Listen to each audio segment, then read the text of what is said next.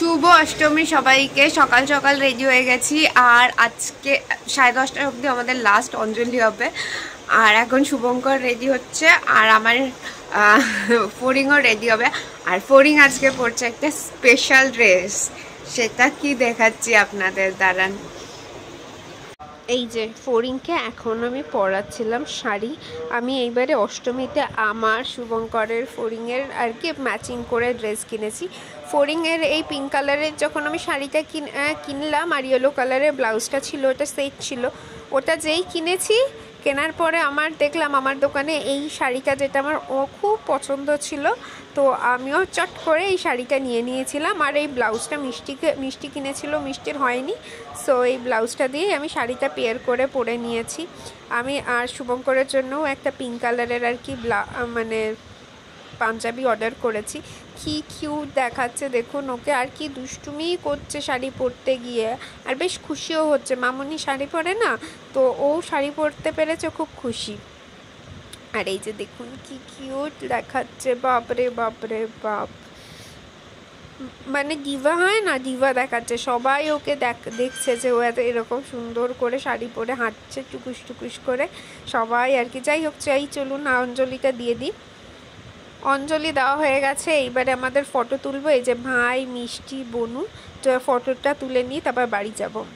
যদিও চলে এসেছি, মা ডালিয়া বানিয়েছিল, ডালিয়া খেলাম। আর এখন একটা ভীষণ ইম্পর্টেন্ট কাজ হচ্ছে, সেটা হলো এতদিন ধরে ঠাকুর দেখে দেখে একটা মণ্ডপ মতন তৈরি হয়ে গেছে, আর একটা মানে প্যান্ডেল হয়ে যাবে, এত জামা কাপড়ের ঢিপি হয়েছে। তো তার জন্য আমি আর বনু এখন জামা কাপড় গুছাচ্ছি। আর আজকে তো অষ্টমী, আর আমাদের পাড়াতে খাওয়াবে, ফর দ্যাট রিজন আজকে কোনো রান্না বান্না নেই, কোনো কাজ নেই, কিছু নেই। আরামসে এখন জামা কাপড় গোছাবো। আজকে বিকালে কি করবো, কাল সপ্তমীর দিন ব্লগ করা সেভাবে হয়নি, কারণ ভীষণ বিজি ছিলাম।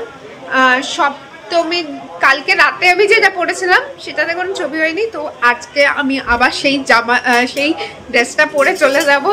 আজকে বিকাল আদিতিদের সাথে দেখা করার আছে। এগেইন আমাদের পুজোটা আমাদের মোস্টলি 4 জনেরই কাটে, তো ওখানে গিয়ে ছবি তুলবো। হোপফুলি ওটাই পরবো, যদি না পড়ি তাহলে তো দেখতেই পাবেন। আমার মতন আর কে কে করেন এই ব্যাপারটা জানাবেন তো। এই যে দুপুরবেলা আমরা খেতে যাব, আজকে আমাদের পাড়াতে খাবার। আর এনি একা একাই ড্রেস জামাটা বার করে পরে নিয়েছে, ও নাকি এটা পরে যাবে এখন পাড়াতে খাবার খেতে। চাই চলুন পাড়ায় খেতে চাই। আর এখানে দেখুন ও নিজেই মানে পাঁপড় যা পাচ্ছে নিয়ে নিয়ে খাচ্ছে। এটা আমার থালা ছিল, একদম ও চেটে পুটে একদম সাফ করে দিয়েছে। গেছি আমি, এই যে শুভঙ্কর, আর এই যে এখানে ফড়িং রয়েছে।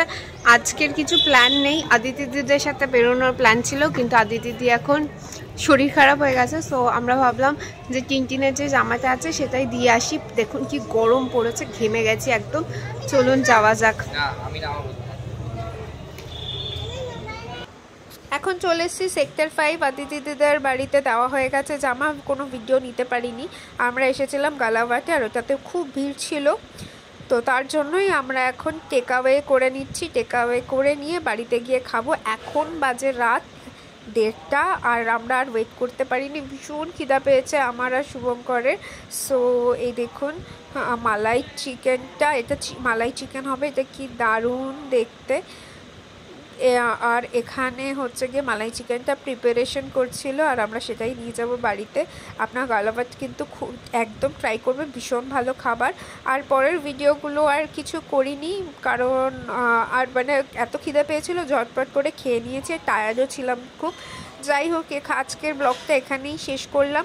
সপ্তমীর ব্লগটা আমি পরে দেবো, কারণ সপ্তমীর ব্লগটা এডিট করা হয়নি, ভাবলাম অষ্টমীর ব্লগটাই আর কি এডিট করে নিই। আপনাদের পুজো কেমন কাটছে সেটা কিন্তু আপনারা অবশ্যই জানাবেন। আর আমাদের 3 জনেরই পিঙ্ক কালারের যে কোঅর্ডিনেশন করা যে জামাটা ছিল, সেটা কীরকম লেগেছে সেটাও জানাবেন কিন্তু। তাহলে শুভ